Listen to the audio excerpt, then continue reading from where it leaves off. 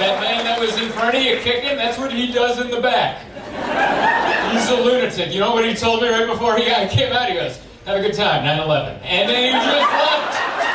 That was the last words I heard. It was 9/11. And then I got hey! It's one of my favorite human beings, man. It's so good to be out here. I love coming to Irvine. You and your big dumb mall. I love it. Big dumb mall. Everywhere else, the malls are going out of business. Here, it's thriving. Because you guys all make six figures. You guys all just bring your everyone in here. Look at all of you. Everyone. Good posture, good teeth, good bones. Health insurance. I see it on all of you. Solid posture. You guys look like if a Instagram filter had sex with a TikTok filter. That is the people of Irvine. You guys look like you're all conceived in a Tesla. That's who you guys are. Don't be ashamed of it. Don't be ashamed of making six figures. That is great. Keeps the riffraff out, you know? This mall is intimidating to come into. It's the only mall I know with a valet.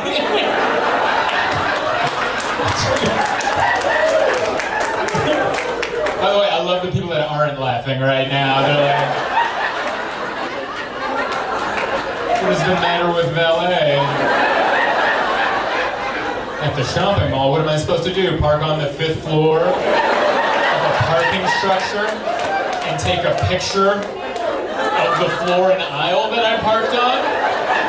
And then save enough battery so I can get back to my vehicle? Or am I gonna get a valet? I'm not picking on you, but it's good to be here, man. It's nice. I love it, man. It's a good vibe up here. We're living life. We're doing it. Doesn't it feel like it's almost over? Doesn't it? It feels like life, the world. I mean, it's close, doesn't it? Global warming, there's a drought, there's still a virus lingering around. Earth feels like a restaurant that's trying to close and humanity's that last table in the corner that just isn't getting the hint. Why is everyone vacuuming? Why are the house lights on? I think it might be over. COVID's still around, but we don't care, which is great, and I'm all for it. I think COVID was like America's stepdad. I think that's what it was. I don't know what your family life was, but I had a couple stepdads growing up. COVID reminded me of the stepdad. He comes in, makes a bunch of rules that weren't there before. He doesn't want to see your face. If he has to, he wants it to be 6 feet away.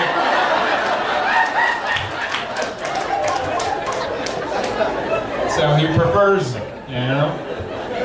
But now COVID is like that stepdad that's slowly breaking up with your mom. Where you're like, he's still around, but you know you don't have to listen to him, you know? Mom's already on Tinder. You got nothing on her now. So it's good, man. I love it. I love being here. I am 35 years old. That's what I am. Yeah, I'm 35, and I just realized it's been me all along. That's what I've learned. I think that's what you learn at 35. In your 20s, you don't know what's going on, and then when I hit 30, I'm like, I gotta cut some of these toxic people out of my life. And then I hit 35, and I was like, oh, it was me?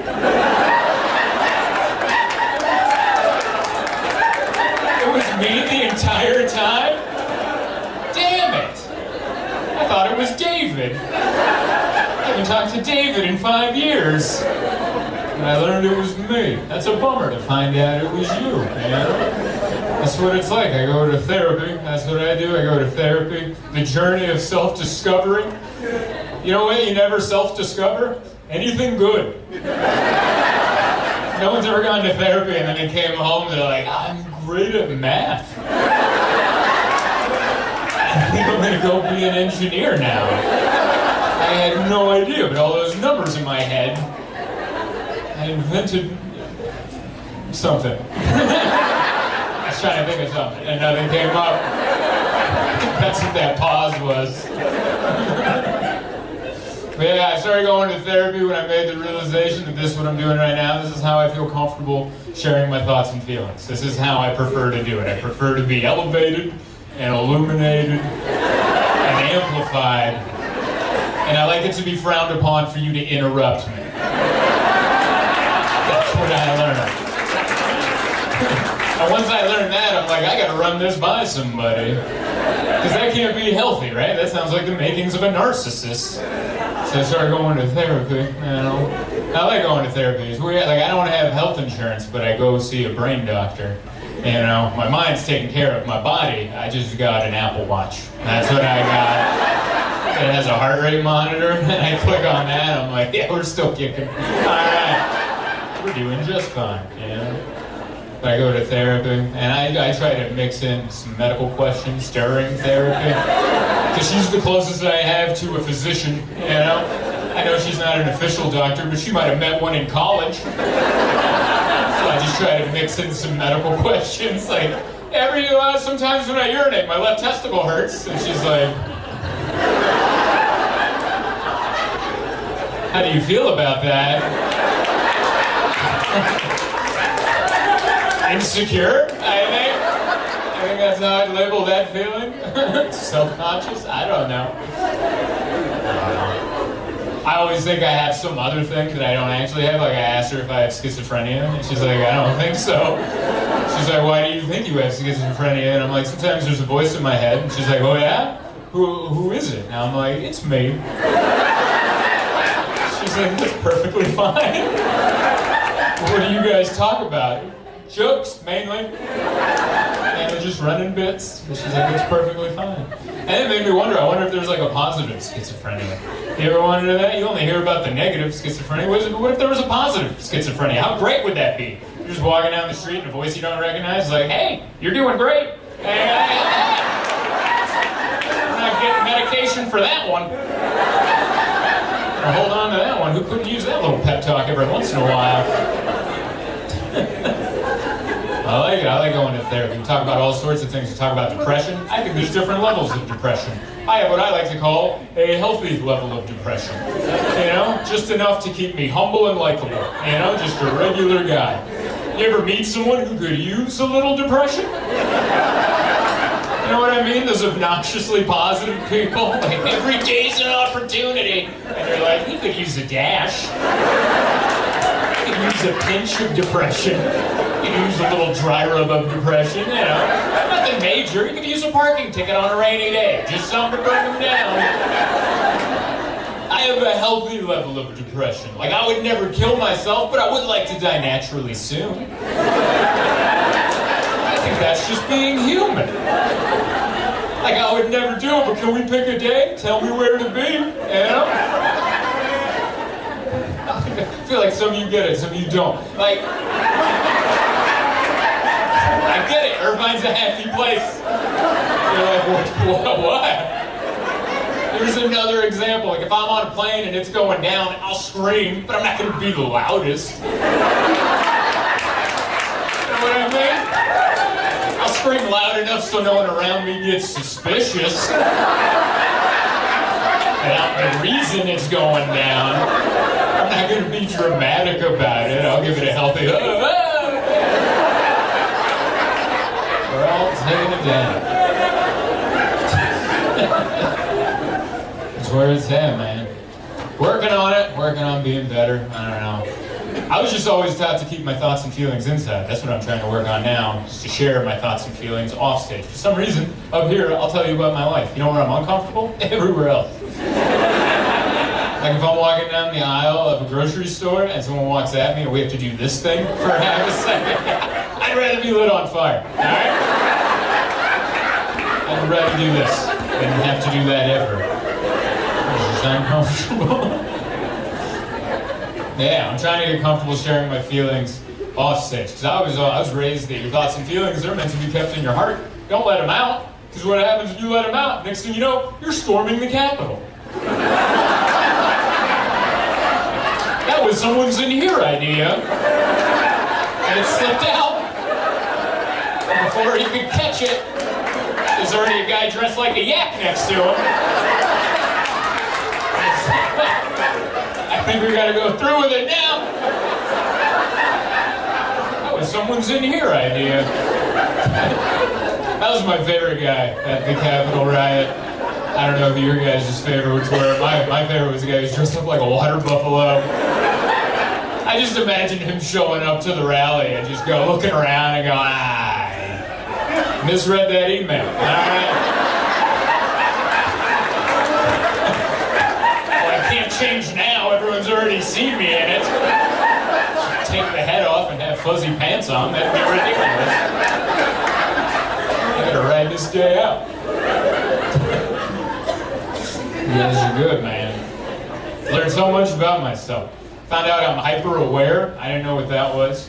You know, I found out I have anxiety too. I didn't know I had anxiety. I thought I was just a good person. You ever confuse good person with anxious? That's what I found out. I thought I was a good person. No, anxiety. I found that out of therapy because she asked me, she's like, what goes on in your head in like a social situation? I was like, all right, like if I'm on a plane and we've landed and it's deboarding, I count the rows. And in my head, I'm like, all right, when that lady gets up, I'm going to spring up, get that bag, then I'm going to get this bag. Don't forget the camera's under there. And at that point, my fiance Emma goes, is everything okay? Are you all right? And I'm like, shut up, are you ready? You need to be ready. And she's like, what's wrong right now? I'm like, it's our turn, let's go, we got to go. She's like, I don't want to take half an extra second getting my bag down. She's like, maybe someone behind me is going to punch me in the back of the head. Because that's who I am. If you're in front of me on a plane and we're getting off and you're like, is my bag over there or over there? I'm like, we get to kill them, right? Like, we get to end them right here. But I found out that's not being a good person. I thought I was being polite, but it just turns out that someone yelled at me when I was 4 when they should have hugged me. And somehow 30 years later that manifested into, we gotta go! That's what you break down.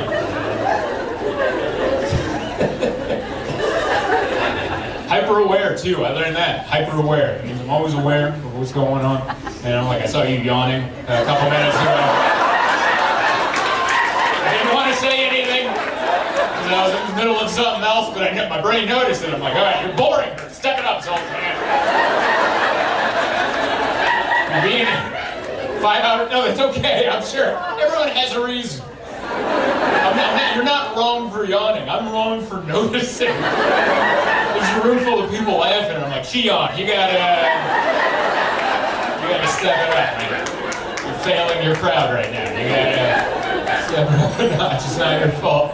But yeah, I'm hyper aware, and I'm trying to be more open about it. I'm trying to fill my fiance in on what goes on in my head in a given situation. Like I remember we were on a walk in our neighborhood, and we were about to cross the street diagonally, and then I looked, and there's a woman walking her dog on the same side, and I did the geometry of our movements. And I'm like, by the time we get across the street, we're just going to be next to her. While she's walking her dog, we're just going to be awkwardly next to her. So in the middle of the street, I called an audible. I'm like, we're going that way. And as we're walking that way, I realized we're heading straight towards the front of a cafe where there's 2 dudes sitting just having lunch. And I'm like, I looked at that, I'm like, we're just going to end up right in front of them. Like, what happens? We're going to be right there. What if they look up? I got to say something. And I'm just going to look at them and go, the weather. And Emma saw my eyes darting around, probably saw numbers flowing out of my ears. And she's like, what's going on right now? And like an idiot, I told her. And she goes, oh my God, you're a lunatic. And I'm like, you don't think of these things? And she's like, never.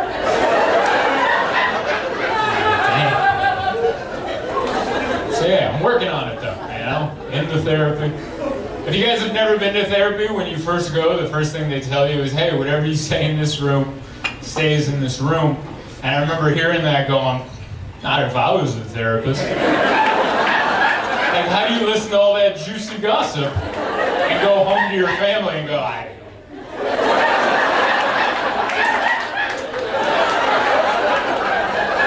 it's client privilege. How do you do that? You listen to all that's better than 90 Day Fiancé. I'll let a little of that out, you know? Like my therapist knows I'm a comedian. I have a bunch of videos online. She's never had a bottle of wine at home with her husband, pulled up one of my videos and like, hey, you want to know the backstory to this joke? Huh? director's cut to this little thing. I wouldn't even blame her if she did. I think it's the right thing to do. It's called being human. Please give a big warm welcome to Zoltan, Kaszas! Thank you. One more time for Rodney, everybody.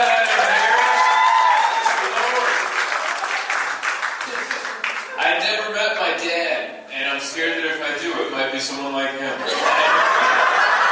That's what I was thinking back there. I was like, man, that could be my dad. Rodney, were you in Budapest in the 80s? Because I feel like that could be him. What's up, everybody? Yeah, brand new comedy club in the Arts District. We're doing it. Yeah, love it. I've performed in Vegas many times, but it's always been in a casino, and I've always hated it. I'm not a casino guy. There's like too much AC in there. You know, I wear contact lenses, so that means my eyes get dry like that. I just walk in and I'm like, I hate it here. I was telling my fiance we came out here, and the first time I ever worked in Vegas was at the Four Queens. I don't even know if that hotel's still up.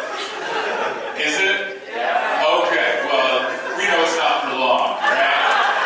You're like, oh yeah, it doesn't even fit in Fremont Street. Four Queens is just looking at the thing that overtook Binions, and it's like, yeah, we're not long for the hall. We're gonna go soon. But I remember I worked there on Monday through Sunday, a whole week in Vegas, which is way too long to be in Vegas, alright? If you live here, that's different. You can go home, go to church, cleanse yourself, you know. But as an out-of-towner, Vegas is a 2-day town. You come in the first day, you drink everything, you know, do drugs, whatever you want. And then the next day, you don't even want to be there, but you paid for 2 days. So you rap. You ever see someone on that 4-second day who didn't want to be out there? You see some 4-foot margarita strapped to his begrudging, frustrated neck, just... He doesn't want to be there. It's a 2-day town, but I was in Vegas for 7 days. And I remember the first morning I woke up, and I came down the elevator to go get some breakfast. The first thing I saw when the elevator doors opened was a middle-aged man bent over a card table, getting his hands zip tied. He was being arrested at 10 a.m. And that's how I started my day. I saw that, and I'm like, oh, let's get some eggs. And then the next day I came down, also at 10 a.m. to get some breakfast, doors open, and I saw another man just sobbing next to an ATM while his buddy was consoling him. I'm 34 years old. I've never had my best male friend rub my back like this. And he's just sobbing next to an ATM, and they're just doing this, and I'm like, time to get eggs again? It's just sad. That's why I like this. I'm here Thursday, I got 2 shows tomorrow, and Saturday, then I'm out. You know, we're not even staying at a casino. We're at the Spring Hill Suites next to the convention center. That's as close as I want to be to any of it, you know? We drove in today, it was 5 hours. We got here 5 hours. Then we pulled in, then we had to wait 15 minutes in our car because there was a lunatic meth head running around the parking lot. And we had to wait him out, alright?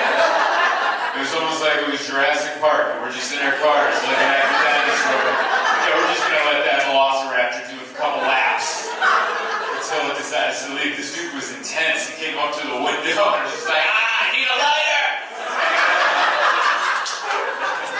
How do you politely say, we don't smoke? We're closed the window. The window was closed. I'm sorry, sir. We don't smoke. I'm having nicotine withdrawals. That's what he yelled.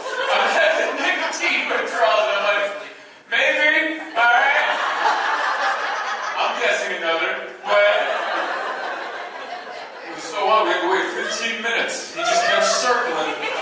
And I just kept looking at my lady, and I'm like, don't worry, I picked a good hotel. And she's like, are you sure? And I'm like, yeah. And then we went inside, and it was cool. But the outside was an experience. I like this section here, just a little judgy. I like that.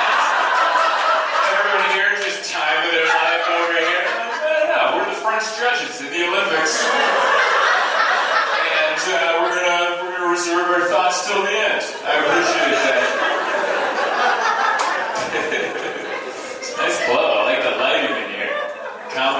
sex dungeon. We don't know. Could go either way.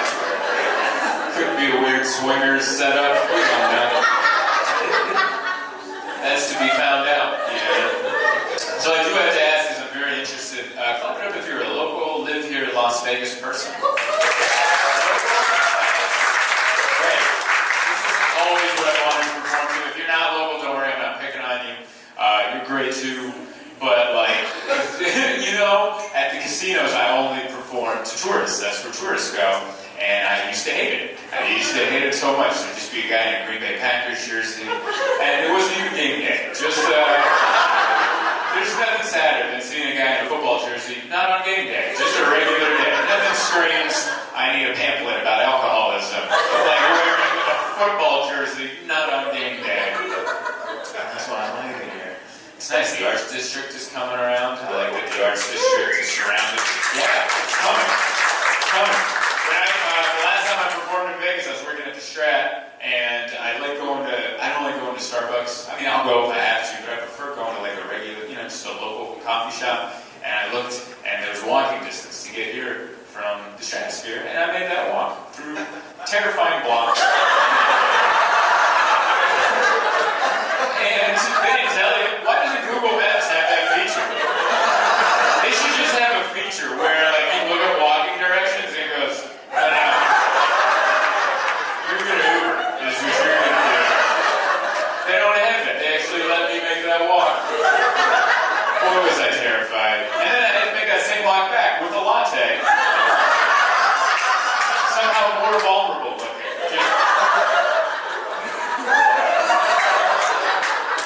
Says bug me immediately.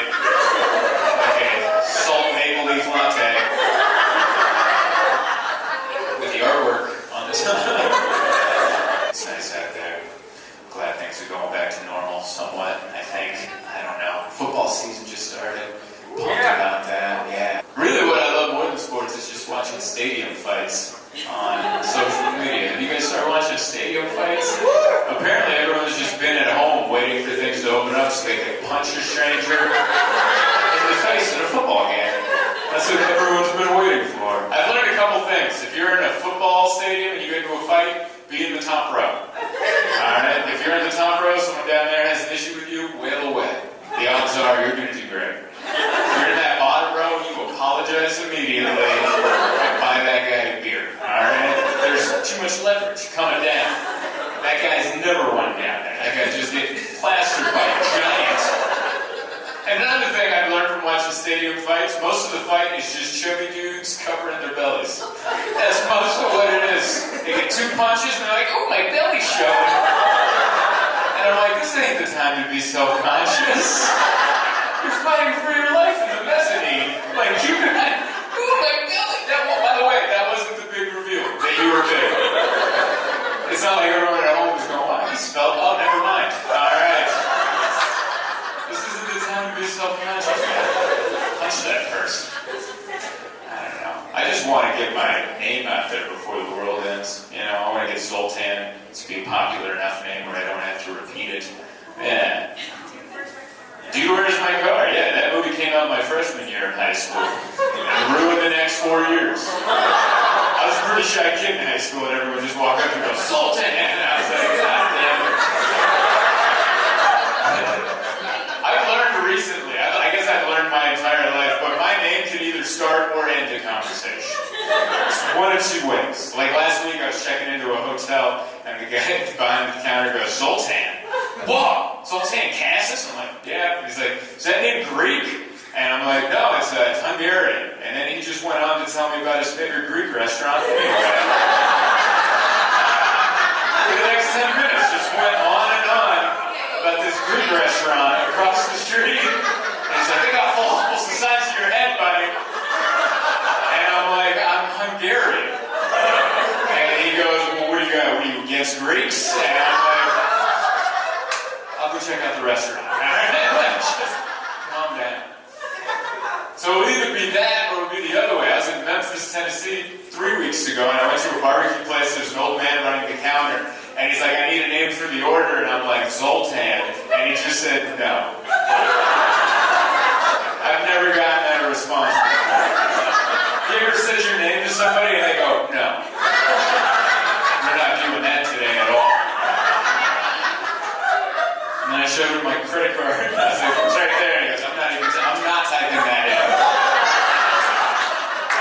He goes, around here, you're Zo. And he just typed in Z-O. He gave me my receipt. And I was like, what a weird contrast. It's never normal, I'll tell you that. I've never given my name and they just go, okay. Always leads to something. Man, I mistimed that walk, didn't I? I did not know how much time it was gonna take, and then I'm like, oh, I'm already here. That felt like I made it up to the altar before the band started playing. Not yet, damn it! The flower girl isn't even here yet. I had to go back. Oh, that's embarrassing. You think I'd be smooth at my own thing, right? All this is set up for me. You think I do that smoothly? No, I'll trip over my own feet. Doesn't matter how nice the lighting is at this club. This is wonderful, isn't it? I feel like a new iPhone or something. This is the new iPhone man. Bad directions, but he'll still tell you to go that way or something. I don't know what that was supposed to mean, but it's very nice of you to come. Arctic blast temperatures. Wow, good Lord, you guys are fine. Like, you guys weren't even wearing your best coats. I watched you come in. You guys were dressed like you were just taking the trash out to the street. And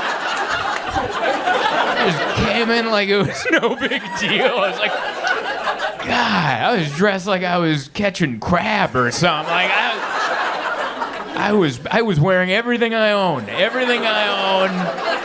None of it good, by the way. None of it built for this. I didn't know that. I live in San Diego. None of my clothes, they're worthless here. My clothes, I don't know. I thought we all wore the same stuff. There's only so many brands you can buy, right? You are wearing different stuff than what I'm wearing. I didn't know my shoes sucked. My shoes suck. Right through my toes, just. I was like, am I wearing Crocs? What is going on down there? I feel every little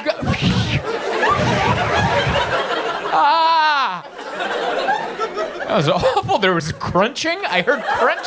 My clothes were crunching. I've never heard it sound like I was covered in potato chips and I woke up drunk on the floor. Just every step, crunch, crunch, crunch, crunch. I'm like, I think my clothes are breaking. I think it's the coldest I've ever experienced. This is the coldest I've ever experienced. I'm sure this isn't even top 5 for you. Oh my God. This guy wasn't around for Christmas in '96. We lost Nana to the newspaper. That's right. She went to go get the paper, but it was too cold. Sorry, I shouldn't even joke about that. That's a legitimate death out here. That's someone just gets angry and just beats me up. He's ripping on Nana. But yeah, this is the cold. The other coldest was somewhere in Iowa. It was -8. I remember that. That was like 2012.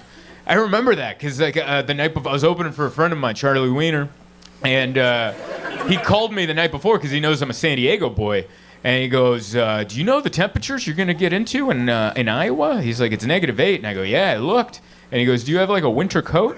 And I go, "I think." And he's like, "Send me a photo." So I sent him a photo, and he goes, "That's not gonna work." And it's like at night. I'm flying the next morning, so I ran out to like a thrift store right before they closed, and they had one snowboarding jacket for $5. And I took it. There was no other options, and it had a hole in it.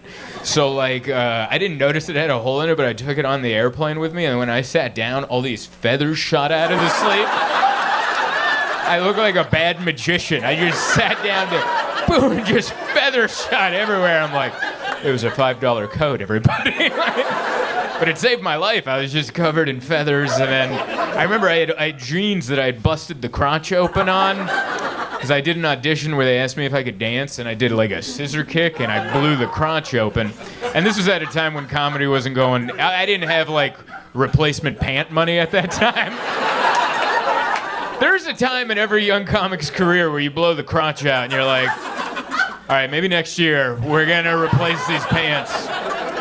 So I was in Iowa with a jacket with feathers shooting out and just a flap open. And I was like, that is not good right there. That'd be such an odd spot for, what's that called? Frostbite? Just one spot on the inner thigh. Like, how did that happen? Oh, I did a a scissor kick at an audition, and I didn't realize the trouble I had gone into. But it's very nice here. I love coming to Madison. It's my third time here, and everyone's very nice and good people. I like the hotel I'm staying at. It's beautiful. The Madison Concourse, very nice. If you guys have ever stayed there, the water pressure is violent. That is the meanest. Dude, it is a fire hose. I'm like, am I protesting? What are we doing here? It is pain, like it's on, and I'm like, it's one of those showers you get in like this, and then you're just like, yes, so you can't go front in. There's too many sensitive areas here.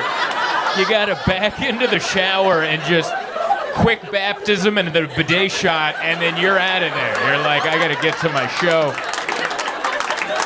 It is pain. What happened? Why? Why that kind of water pressure? That must have been a 1-star review. That had to have been. That water pressure feels like a vendetta. Like it feels. I think someone left a 1-star review like 6 months or a year ago, and they're like, the water pressure was a joke. And the manager read that, and he's like, get me Jeff. And Jeff comes by, crank it up to 11, but you can't handle it, sir. I don't know why he has an accent, but that's fun to think of a maintenance man in Wisconsin. The boilers can't handle the pressure. I said crank it to 11, damn it. And now the rest of us at the Madison Concourse.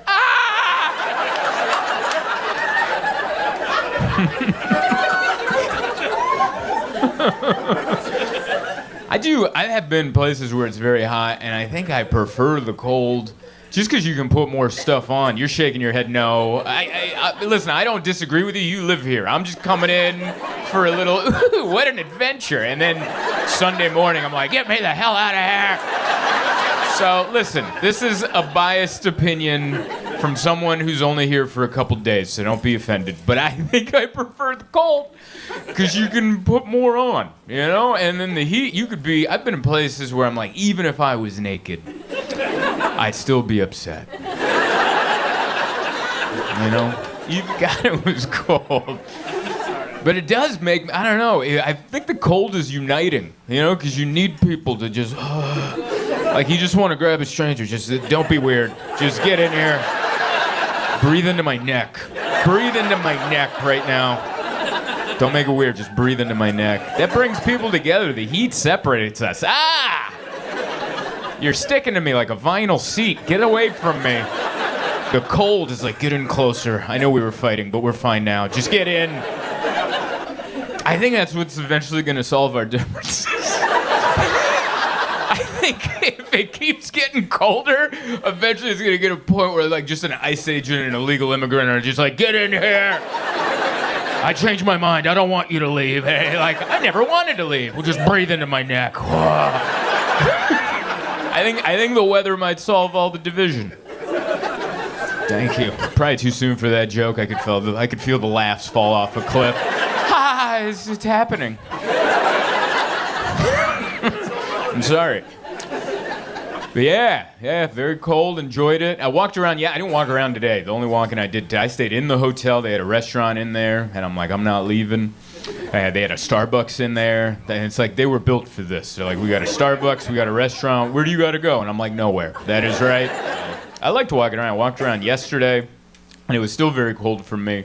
But it was enough so I could walk around for like 10 minutes, I could do that. And I didn't realize you guys are tough. Like everyone in your town is tough. I walked by a homeless person outside, and he was like, he had no shoes, barefoot, with a blanket over him, and he crossed the street. I'm wearing everything I got, and I'm like, and he walked by, and he was like, he gave me a look, and I'm like, all right, like he was right. I don't have what it takes, I walked around for 10 minutes, and I had to go into a coffee shop to warm up. I went into Michelangelo's over there. It was nice. Yeah, I liked it. Everyone's nice. And that's tough. That's a tough acclimation to go out from the cold, and then you come in, and everything just starts flowing. I just started crying. I had a snot bubble. I'm drooling into my mustache.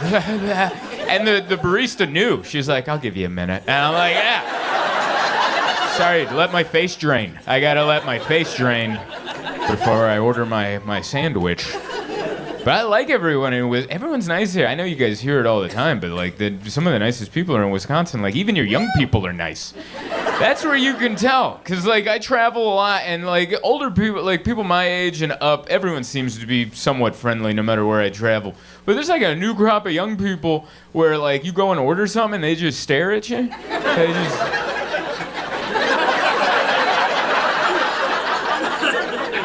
You start the conversation. I don't know if you've been. You probably don't have it here because everyone's nice. But I was like at a Dunkin' Donuts somewhere, and this girl was just. And I'm weird too. So now it's just two of us going.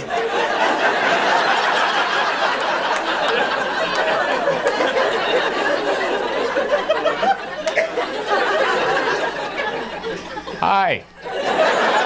And it was a very sheepish hi that I gave because I didn't know if I had done something. She was looking at me like I showed up to like a high school party and I was too old to be there or something. And I'm like, no, this is a Dunkin' Donuts. This is open to everybody. And I was like, can I get a small midnight roast? And she just, can I also get a sandwich? And then I just tapped, and then I don't think she blinked, and I was like, all right. And I was like, and I don't want to be one of those people like that age, and then they're like, back in my day, we had customer service. When someone would come in, we're like, can I take your coat? Can I clean your boot with my tongue? Can I fluff your pillow? I'm not saying that, but we had to like try a little. You could be mean to customers, but you had to let them be rude first. Like, that's how they're like, you couldn't be rude first. You had to give them the benefit of the doubt. Hey, welcome to Dunkin' Donuts. What can I get you? And you're like, where's your manager? Then you can be like, all right, let's bring it on, dude. But it's like, we're not even getting to that part. What's with the judgment? I don't know. But I enjoyed Michelangelo's. Everyone was very nice over there. Got a little breakfast sandwich, got my coffee, that was great. I got to eavesdrop, that's my favorite part of hanging out at a coffee shop. And I hate when people are like, don't eavesdrop, that's rude. I don't know how not to, I have ears. If you have a loud conversation, I'm next to you, I can't not listen to you. I didn't bring my headphones and I'm gonna be like, huh. And I was eavesdropping on a job interview. It was, and it wasn't for the coffee shop. This is one of these job interviews where they're like, let's meet at the coffee shop. That won't be weird. And so it was a job interview at a coffee shop, and I'm listening to it, and it was like, is everyone giving their life stories now at job interviews? She started, she's like, well, I was born in Long Beach, California. And I was like, born? What is this job? What is it, data entry? Well, 407 years ago, I was birthed into a boiling pot of water. Why am I doing accents? I don't know what everyone is for ye old English today. But she just kept going on and on about her life, and then too much. It got sad. It got sad to her. She's like, my husband's a long-haul trucker, and he's on the road all the time, and I'm just lonely, so I moved back here, and I thought I'd get a job, and I just want to turn around like, just hire her. Make her stop. She's bumming everybody out. This is sad. Give her the job.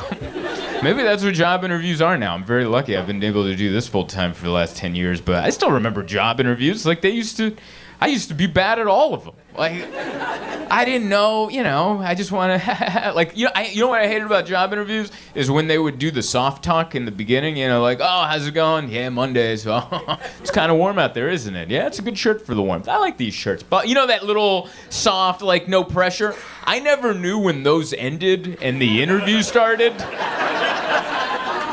Like, I remember one time I was at a job interview for Ace Hardware. I was applying for this hardware store, and they were doing that, like, soft talk with me. Like, oh, yeah, blah, blah, blah. So, Honda Civic, huh? Oh, yeah, I had a Honda Civic, too.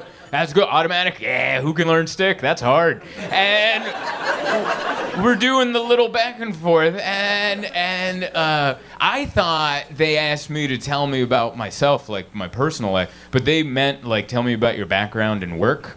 So they're like, tell us what's the deal? And I'm like, I don't know, I'm just been hanging out. And I thought it was, that's time to change. And they're like, no, like, why would you be good for the hardware store? And I was like, oh. And then I'm like, I've held a drill. Now I'm all messed up, and I don't know. The worst one I ever had was Office Depot. I got a job at Office Depot. And I can't believe they gave me an interview. Like, I honestly can't believe, because I went in and I asked, this is back in the day where you had to do it in, you had to fill out paper. And I went in and I was like, can I get an application? And the manager was like, oh yeah, I'm the manager. Here, let me grab you that. We're hiring right now. I'm like, great, because I want a job. And then I grabbed the paper and I was like, great, I'll bring this back. And I left. And I turned and left. I'm not good with like interaction, so I just, once my conversation is done, I want to get the hell out of there. I wish I had a jetpack to just go, and then just, as soon as I'm done with any conversation with someone I don't know, are we done here? And then just bust through the ceiling, and I'm gone, and I'm never seen again. That's my daydream. That's the dream I'd love to have. But as soon as he handed me the thing and he was like, yeah, drop it off when you're ready, I'm like, cool. And I turned and ran out of the first door that was near me, and it was the emergency exit door that had all these signs that said, don't go through this door. So many arrows going, don't do it. It's not an exit. And I just plowed through it like there was a jetpack on me, and then the whole store. The alarm goes off, and then I turn around, and the manager who just gave me the job application has to like use his key card to reset the entire system. And he's just looking at me, and I'm like, I'm really good at following directions. And then I left, and I filled out the application. I can't believe they called me for an interview. It's like he didn't remember. I remember that interview was weird because he was like, his first question, there was no soft talk like the other one. First question, he goes, why Office Depot? And I was like, what? I don't know why that threw me for it. Like, I was not expecting that. And I was just like, I live down the street.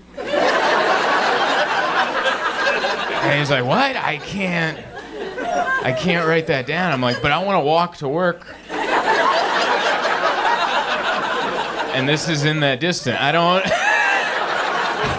That's all I want. I don't want to drive to, and he's like, I can't write that down. And I'm like, all right, I got a beef with Staples. And the only way I can get my full revenge is to be hired here and make this the #1 store in Southern California. And I will not rest until every Staples is underwater. And they're like, hired. And I'm like, cool, bring it in. I got that job. I wasn't good at that.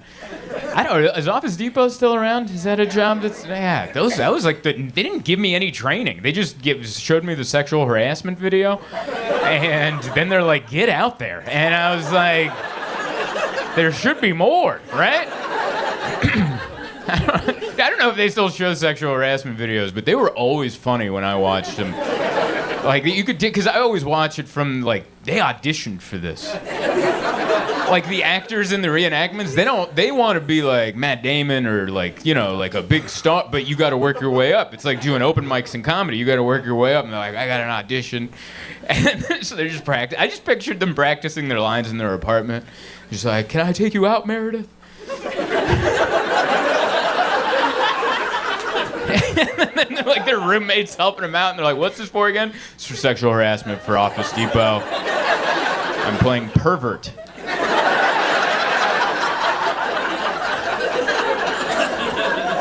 That's why, I don't know, I was like, looking back at everyone's dreams. Everyone's road to their dreams is always pretty funny and full of, really, But it's fun out there. It's been exciting. I like keeping up with stuff. I think we're going to get Greenland. That's pretty exciting. Isn't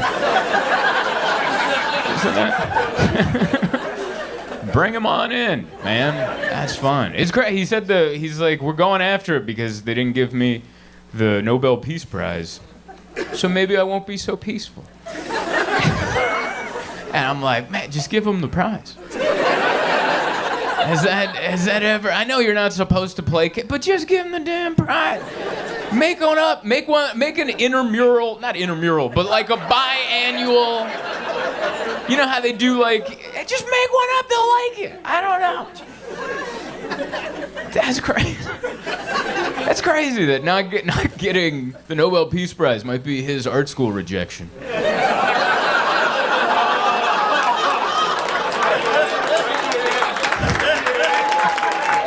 We tried it. I don't know.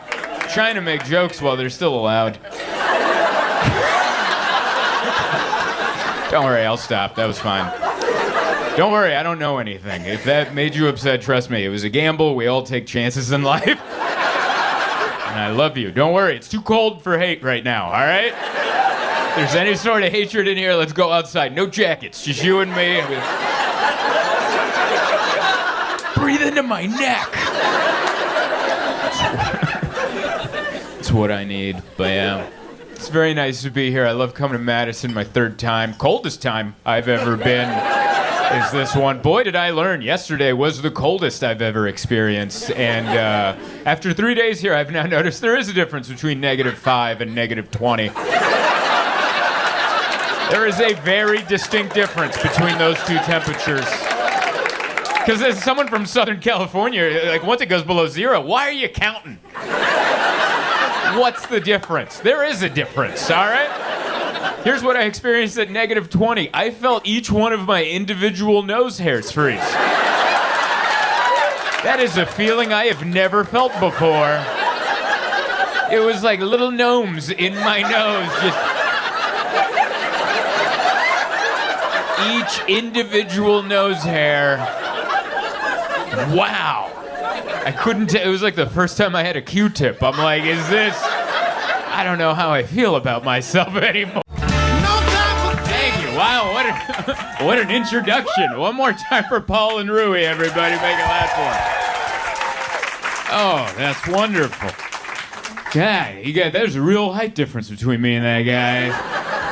Good Lord, did you see he had to adjust the mic at the end to get it ready for me? He's like, are you guys ready? And I was like, what a pro that guy is.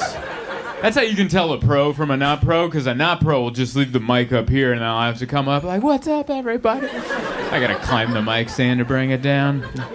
That guy is subtly tall, you know? Like, some people are tall and you're like, what does he have, like 8 knees? Like, you ever see someone too tall and you're like, oh my God, make way. Like, but he's all, I think he's like good looking. You look at his face and you're like, oh, you are a giant. There's like, sorry, all right, you guys didn't feel that way. You're like, no, apparently you're just attracted to him. I don't know what that was, but it's very nice to be here. What a beautiful comedy club on top of a parking structure. This is, what a weird building. I think this is the only thing here. It's a pyramid of parking with a comedy club that feels like a steakhouse. Does anyone else get that feeling? It's just like, has a feeling like we're all waiting for a baked potato, and I asked for medium rare. This looks more medium. Horseradish. Right? I don't know. I like it. I think beautiful city. I walked around today, and I've been to San Francisco before, but I don't think I did enough stuff. Because I walked through, I did the thing, and I walked through the other thing. Telegraph the thing, and then I walked through Columbus and Washington Park. I did all, and I was just like, this is my most beautiful city I've ever seen. And I'm not just saying that to get you on my side. I mean that, and there's no joke coming after this. There's no, and then I saw, no. It was just amazing. And listen, I know you guys have your troubles, but you keep it somewhere else, because I didn't see it. I don't know where, I missed that part of the walk. I went to all the good times. I've seen it. Every time I turn on YouTube, they're like, San Francisco is falling. And it's just the word. It looks like a scene out of Les Miserables on the... That's what the thumbnail is. I'm like, is that Jean Valjean running through the alleys with a loaf of bread while everyone's chasing him? What is going on in San Francisco? And I just had an enchanting walk through it was like it had rained, and then it stopped raining, and then the sun was setting. It was golden hour. I'm like, I need to write poetry. This is beautiful. I felt like Jack Kerouac just walking through. I'm like, I get beatnik stuff now, you know? And I don't. I've tried to read some Jack Kerouac, and I don't know what the hell he's talking about. You ever tried to read some of that stuff? And you're like, yeah, I'm a beatnik too. I remember that. Yeah, I don't remember it, but I'm like, I can get behind that. Anti-World War II, after that general. Yeah, let me read some of that. And he's just like a guy on a train. Like, he's a hobo. He chose to go on a train. He had like a regular life. He's like, no, I gotta eat. I gotta get on the rails, man. And then he would just get on the rails and he'd like eat beans out of a can. And I'm like, you chose this? Like, I don't think I should be listening to this guy, you know? Thanks for giggling at that. I didn't know how that would go here. It just turns the entire... He doesn't like Kerouac. Get him! I like my authors poor, but I don't want it to be their choice. You know what I mean? Like, I don't want a guy to go, I'm going to be poor so I can write good stuff. No, I want it circumstantial, and then you make good stuff, and then you get out of being poor. I don't want, like, some guy middle class, like, nah, Dad, I'm going on the rails. It's like, it's not the punk rock I'm looking for right now. But yeah, absolutely beautiful. I mean, I did see a couple homeless people, but they were like throwback homeless people. Like he was just an alcoholic. Like, remember that? Remember when alcohol was the one, and they just and you're like, where have you been? Because now it's like, it's actually, the fentanyl and the mental illness, it's awful to see, but this guy was just a red face. He looked like he just got off a boat. Like, he was like an old barnacle of a man. Like he just walked off a fish stick box or something, and I was like, that's a throwback homeless guy. Like, I'd read his book. I'd tell you that. If he had a book. You have a book? I'll read your book. That didn't look like a choice. Absolutely beautiful, man. But yeah, walked around. I was gonna get on your little trolleys and your trains, but then I saw a video of the train driver fell asleep. Did you see that video? I didn't even know anyone was driving those. I honestly didn't. I thought that was all computerized. If you didn't know, apparently, I don't know if it was the BART or one of the other ones. The which one? The Muni. Is that like a big one, or is it like a one car? 2 or 3 cars, kind of like a trolley. Yeah, all right, cool. Well, apparently, that's not computerized. Someone was driving, and then they fell asleep, and we had footage, and, like, I don't know if you saw it. We have security cameras everywhere. It's awesome. You don't have to take anyone's word for it. You can just watch what happened. This lady was driving, and her foot hit the pedal, and this thing starts cooking, and it's like a car. It's mayhem in the back. People are flying.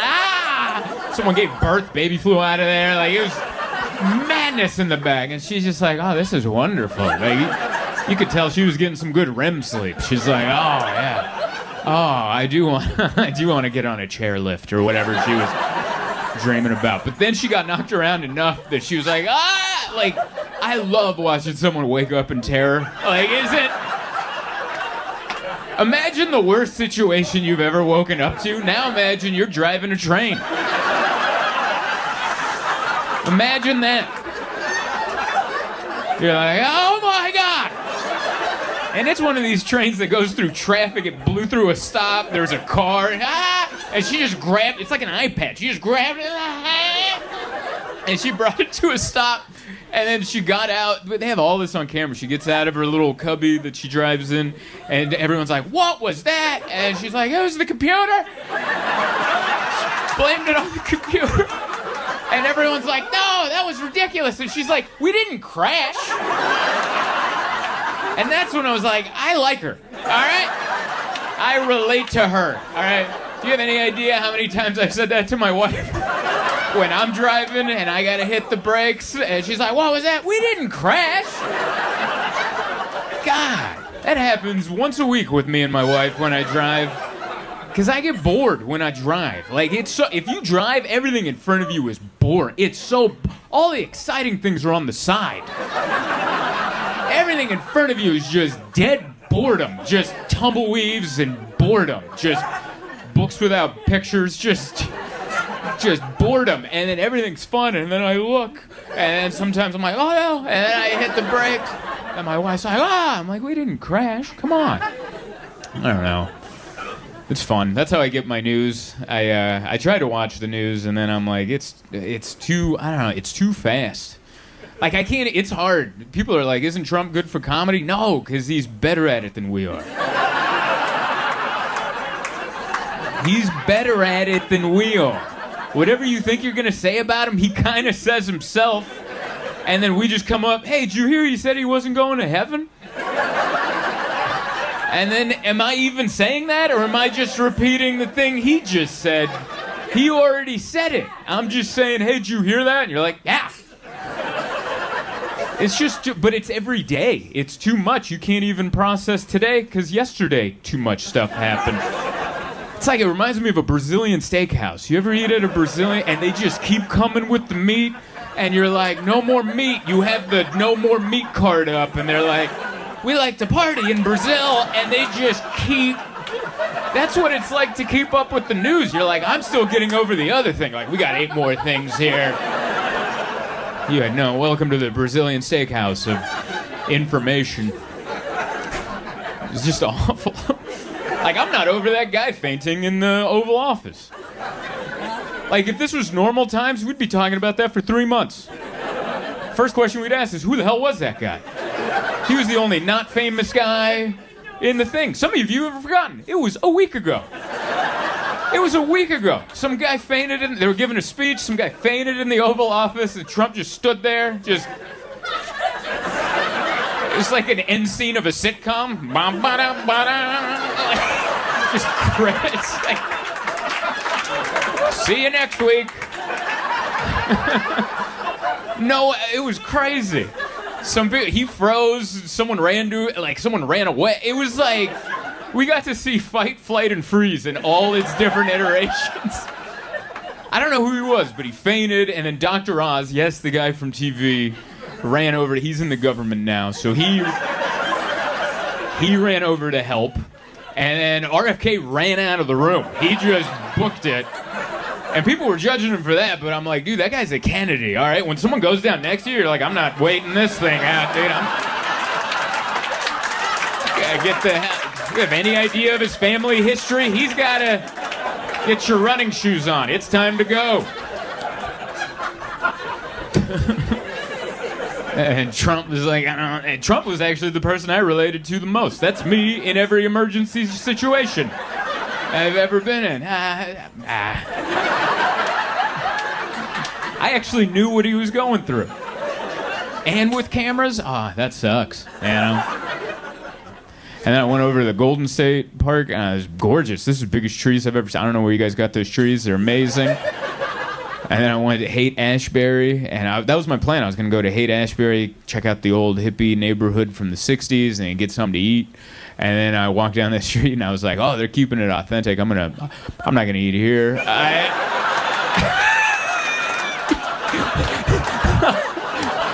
I thought, before I went there, I was like, lower your expectations, because, there's probably going to be, like, a Viore store or, like, high-end stuff. It's probably, but no, they kept it. Like, it's probably not exactly authentic to the 60s, but it's not that far off, all right?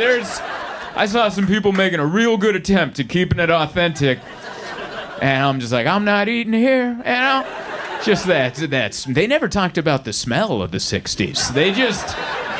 It just looked fun. It just looked like concerts and no pants. And I went and I got a whiff of the 60s, and I was like, I think I would have been against it.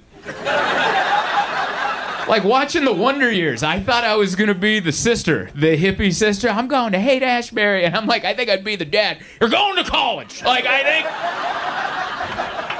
And I never saw the dad's point until I smelled it, and I was like, I get that. Smell is a strong sense. People don't realize that.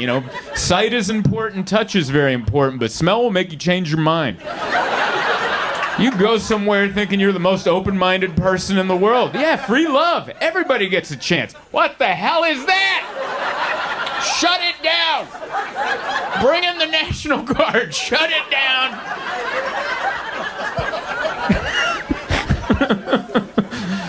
Oh, I don't know. But yeah, there was just packs of flies.